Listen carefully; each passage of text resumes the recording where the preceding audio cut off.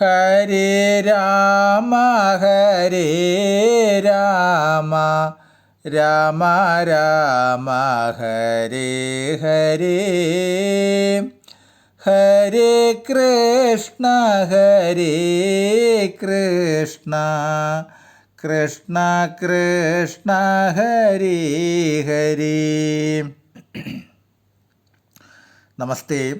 ആത്മപ്രകാശം ചൊരിയുന്ന നാരായണീയ പാരായണത്തിലേക്ക് ഭക്ത്യാദരങ്ങളോടെ എല്ലാ പേർക്കും സ്വാഗതം. ശ്രീമന്നാരായണീയത്തിൽ ദശകം 25 നരസിംഹാവതാരം പാരായണം വരികൾ സഹിതം തുടരുന്നു. ശ്ലോകങ്ങൾ 7, 8, 9, 10.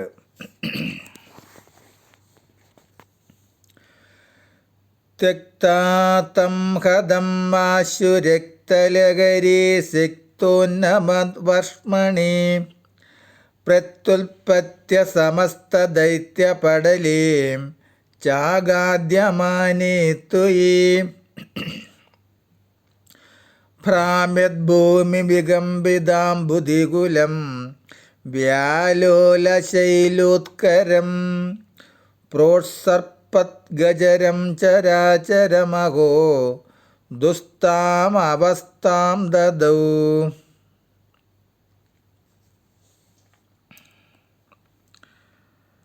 ക്ഷണത്തിൽ വധിച്ചു കളഞ്ഞ അസുരൻ്റെ ചോര കൊണ്ട് നനഞ്ഞതും ചീർത്തതുമായ അങ്ങ് ഞൊടിയിടയിൽ അസുരന്മാരുടെ നേർക്ക് ചാടി വീണ് സകല ദൈത്യരെയും കടിച്ചു പൊടിച്ചപ്പോൾ ചരാചരാത്മകമായ ലോകമാകെ കഷ്ടത്തിലായി.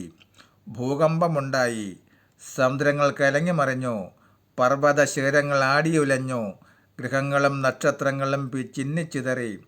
അതായത് ലോകത്തിൻ്റെ നിലയാകെ മാറി. ശ്ലോകം 8.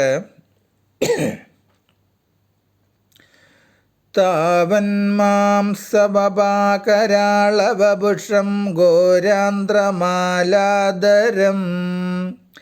ത്വം മധ്യേ സഭം യുക്തരോഷം മുഷിതം ദുർവാരഗുർവാരവം അഭേദും ന ശശാദകോ അഭിഭുവനെ ദൂരെ സ്ഥിതാഭൈരവഃ സർവശർവവിരിഞ്ച വാസവമുഖ പ്രത്യേകം മസ്തോഷത.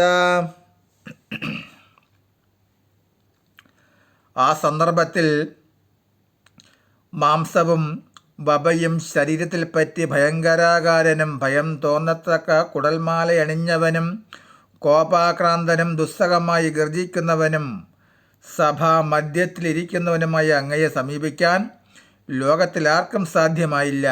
ശിവനും ബ്രഹ്മാവും ഇന്ദ്രനുമൊക്കെ പേടിച്ച് വിറച്ചകലെ മാറി നിന്ന് സ്തുതിഗീതങ്ങളാൽ അങ്ങയുടെ രോഷം ശമിപ്പിക്കാനായി നിന്നു. അങ്ങയുടെ രോഷം ശമിപ്പിക്കാൻ ബ്രഹ്മാദി ദേവഗണങ്ങൾക്ക് പോലും സാധ്യമായില്ലെന്നർത്ഥം. ശ്ലോകം 9. ഭൂയോ അപ്യക്ഷതരോഷദാംനി ഭവതി ബ്രഹ്മാജ്ഞയാ ബാലകേ ഭൂയോ അപ്യക്ഷതരോഷദാംനി ഭവതി ബ്രഹ്മാജ്ഞയാ ബാലകേ പ്രഹ്ലാദേ പദയോർ നമത്യഭയേ കാരുണ്യഭാരാകുലഃ